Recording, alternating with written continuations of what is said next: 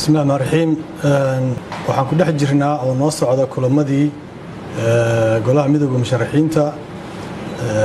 oo uga tashanayna ayatiinka dalka gaar ahaan arrimaha doorashooyinka waxaa maanta nagu soo biiray gudoomiyihii hore ee baarlamaanka mudane maxamed cismaan jawaari iyo ra'iisul wasaarihii hore dalka mudane cumar cabdirashiid cali sharmaarke runtii waxayna qayb ka yihiin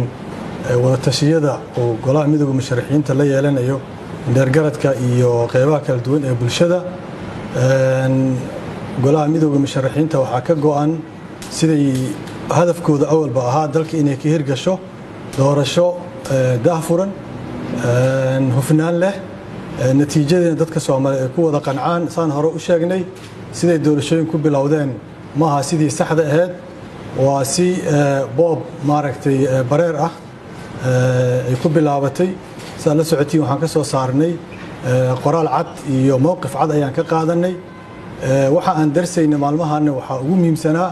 inaan fiirino khiyaaraadka ama optionskan hor yaala oo wax lagu sixi karo lagu toosi karo wixii hadda inay sii socdaan lagu istaaji karo markastana anaga waxaan u door xuleynaa midka danta dalka iyo dadka ay ku jirto oo sida ugu fiyoobida badan ugu maaragtay dibka yar oo qaranka iyo dawladnimada iyo arrimaha masiirka dalkaba ugu fiican inaan ka fikirno degdeg ma jiro runtii laakiin dadka Soomaaliyeed waxaan cadeynaynaa annaga waxaan mudnaanta siinaynaa in wax la hagaajiyo la joojiyo la isku yimaado laga wada hadlo Soomaalidu haday isku timaado waa heshiisaa taas annaga mudnaanta siinaynaa taas macnaheedu maaha in optionada kalena ay miiska ay ka qaadan yihiin maaha optionada dhan annaga waan darsaynaa waxa dalka danta iyo dawladnimada iyo qarnimada ku jirtaan ku dhaqaaqayna taasaan ugu muhiimsan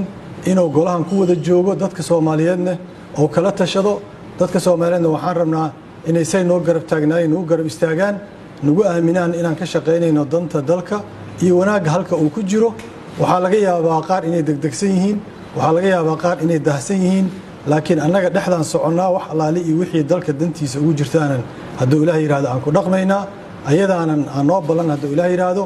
waxa dacaayadaha ama tashwiishka ama waxa socdaana runtii wax weyn oo hadeertaan laga soo qaad leh malaha goluhu wada jooga taladiisana wuu balaarinaya waxaana noo balan ah in wixii dalka danta iyo dawladnimada iyo qarnimada ku jirta aan ka shaqeyno mudnaantana aan siino wada jirka iyo dawladnimada iyo inuu sareeyo sharciga iyo inay mudnaanta yeelato in doorasho la isku raacsan yahay oo aan boob ahayn ay dalkan ka dhacdo waxa laalay wixii boob iyo xaraan ah oo aanan dawladnimo ku dhisayn in la istaajiyo waxaan isku balansanay waa maasantii wassalaamu calaykum waraxmatullaahi wabarakaatuh